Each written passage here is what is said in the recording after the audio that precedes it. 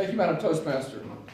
Fellow Toastmasters, honored guests, thank you for this opportunity to be here tonight. This is quite an honor. What did she mention? How many times do we label people? I know I fall into that scene.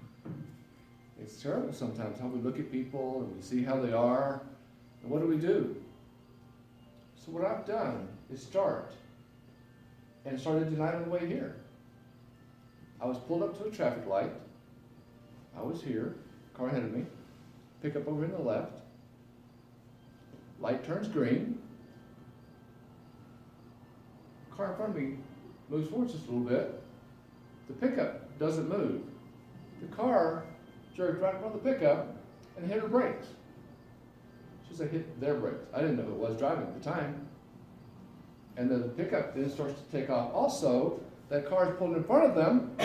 That's a slam on his brakes just a second away from a rear-end collision. And what's the first thing that I did? I couldn't wait to get up next to that car and find out who that was driving. Was it a senior? Was it a female? Was it a male? Was it a young driver? Who could that be? What was I going to do?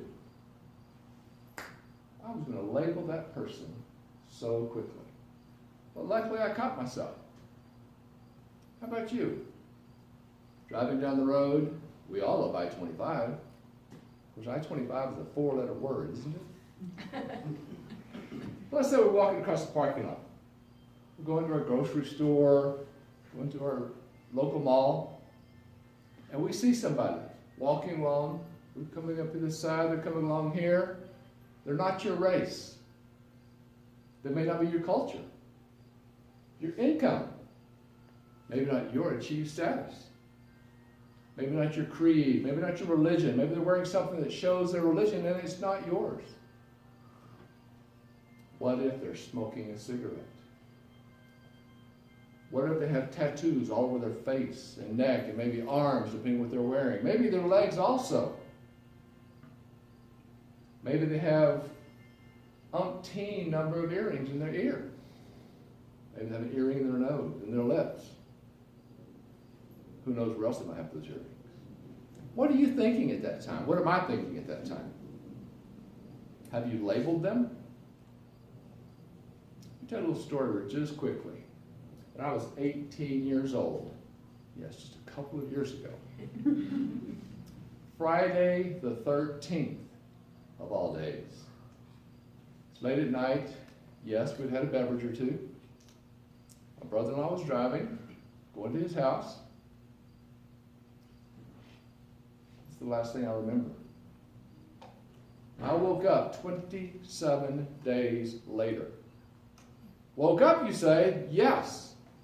I was talking to all of my family. My family was there. I was in southern Mississippi at the time, where I'm from. My dad was walking across the hospital room.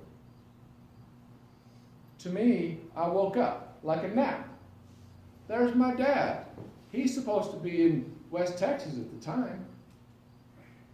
I'm down south in southern Mississippi. My dad is walking across the room. I didn't know what kind of room it was. I woke up, there's my dad, and I say, "Hey, what are you doing here? Good to see you." He says, "Well, I'm here to see you." I paused. I looked around. Wasn't my bedroom. All the walls were bright white. My bed had remote controls on it. That was pretty cool at first, I thought. Then I recognized where I was. I was in the hospital, neurosurgical unit, Hattiesburg, Mississippi. I didn't have any hair, it all shaved off. Huge scar on my hand, another one across my chest. What an awakening. They told me the story. Driving down the road, front left tire blows out, we go into a ditch. Steering wheel held my brother-in-law, James, in the truck.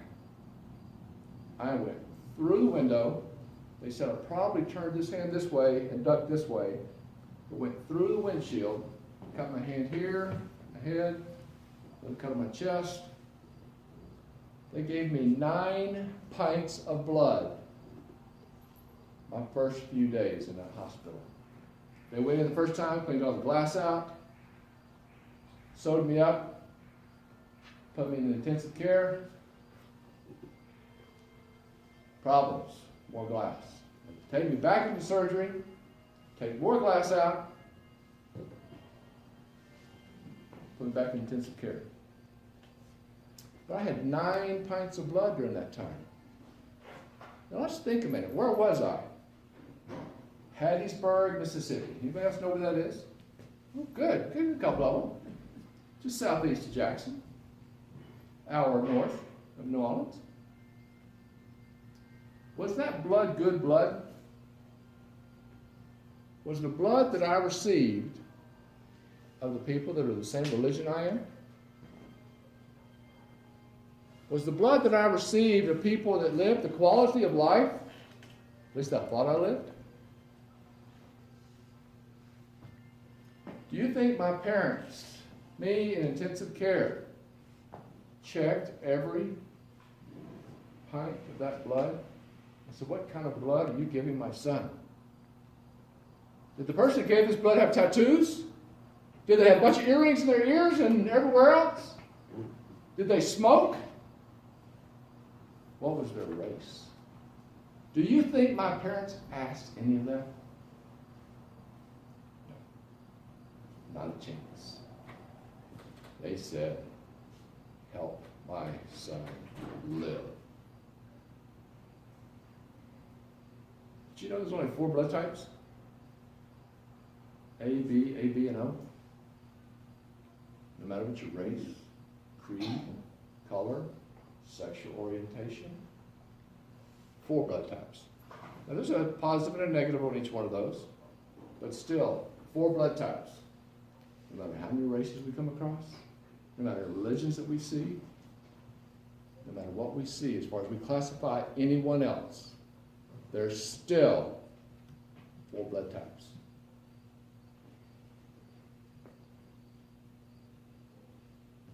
So that person that you just labeled, person I labeled on the way here, would I let that person give my child blood if their blood type's matched? Absolutely. So what do? I ask myself 3 questions. Number 1, was what that person did, pulling in front of that truck, my issue? No, it wasn't. If he would have hit her from behind, I would have stopped. I wouldn't have left the scene of an accident. But was what that driver did any part of my issue? Absolutely not. If that would have been me in that car ahead of me, and I pulled in front of someone else, they hit their horn, I almost had an accident, or did have an accident, how would I want people to rate me? What's the label that I would want? Oh, it would be that he just made a mistake. He didn't know where he was, didn't know where he was going. I hope it wouldn't be a negative label of any major effect. Because that's question number 3. If someone else would have been there and I would have made that mistake and they would have labeled me middle-aged, white, trash, would that have affected me? Not anymore. Because that's what a label is. Just someone's temporary opinion. It doesn't affect me. So you know what? I'm not going to label anyone else. I'm not going to have that hate. I'm going to share life as we all should. We are all one. We should all be together. And then stop the labeling unless we can say something good. Toastmasters.